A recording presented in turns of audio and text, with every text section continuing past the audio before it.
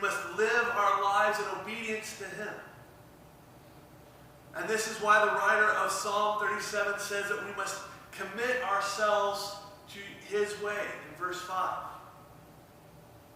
That we are to be convinced, to have a conviction in the guiding ways of God.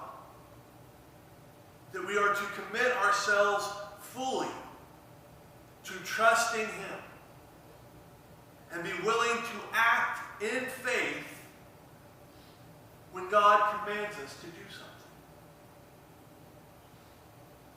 So when we think of faithfulness as being a fruit in our lives and being made apparent in our lives, we must understand that we must trust in God and be obedient to Him, so that our faith may be a strong conviction on our lives. And so the fruit of faithfulness will be apparent, because we are keeping in step and walking with the Holy Spirit. So now we come to the second thing, or second meaning that Paul could be using for faithfulness, which is the character of one who can be relied on.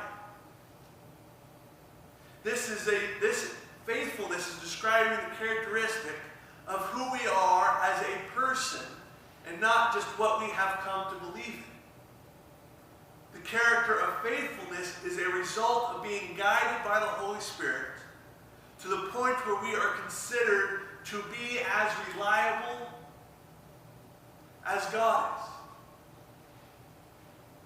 That we have become worthy of people's faith and trust. That we have become people who have shown ourselves to be faithful in keeping our promises, our words, and our actions. And so as a culture, and as a world and a society, we like people that we can show our trust in, or place our trust in. We like people who are faithful in this way. We like people when we can find them to be trustworthy, when we can find them to honor their word. We like them.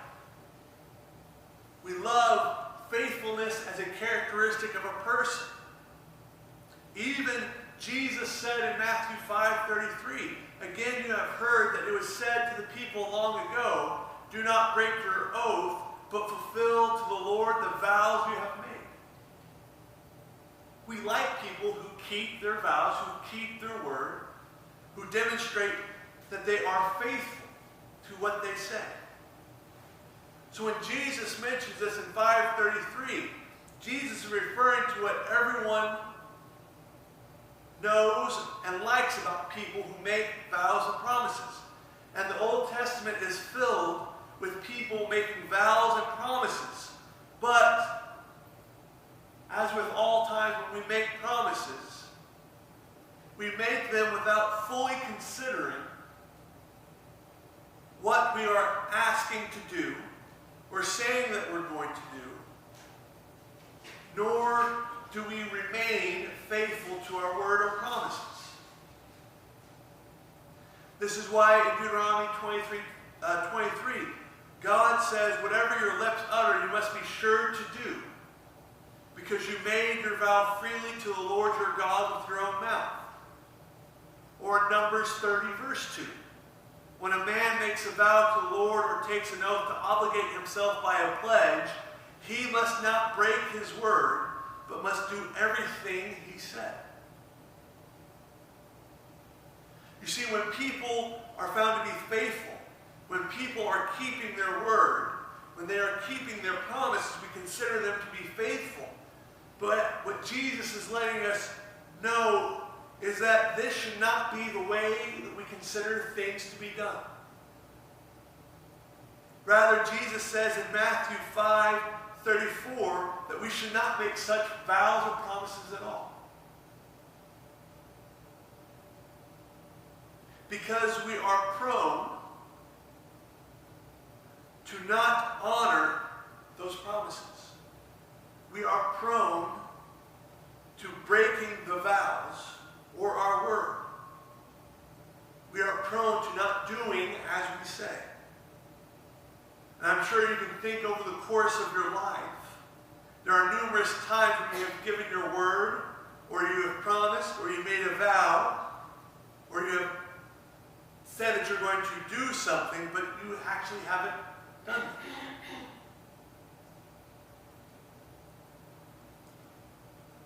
So when we are describing the character of faithfulness, we need to do as Jesus instructed us in Matthew 5:37,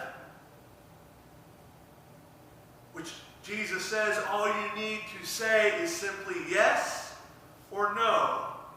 Anything beyond this comes from the evil one.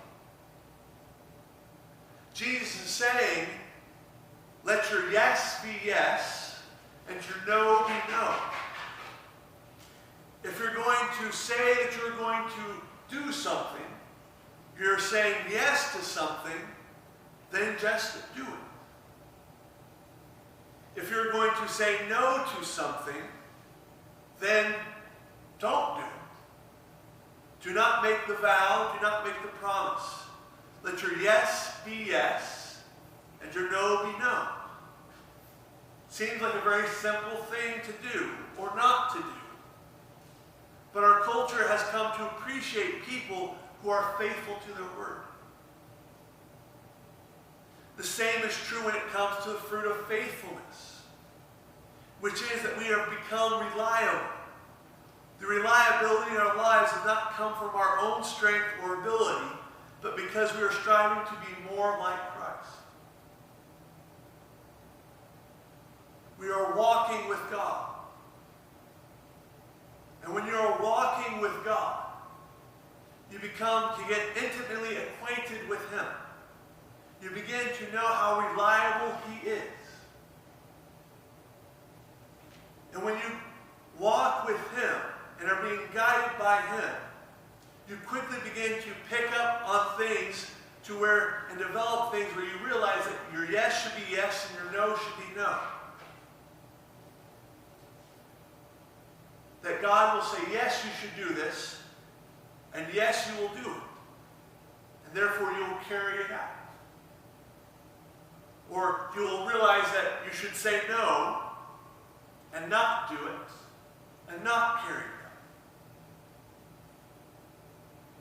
So when we think of the fruit of faithfulness, it's also in response to our character. Where we are walking with God. That we are being faithful to Him and His Word. That we are becoming reliable.